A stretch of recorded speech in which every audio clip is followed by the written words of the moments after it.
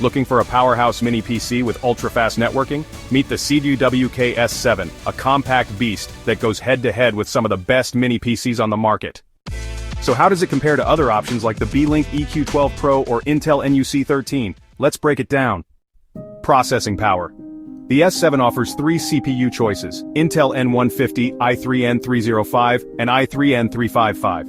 While the NUC13 and Beelink EQ12 Pro also offer solid CPUs, the S7 stands out with its energy-efficient 6-watt TDP N150. Great for low-power setups.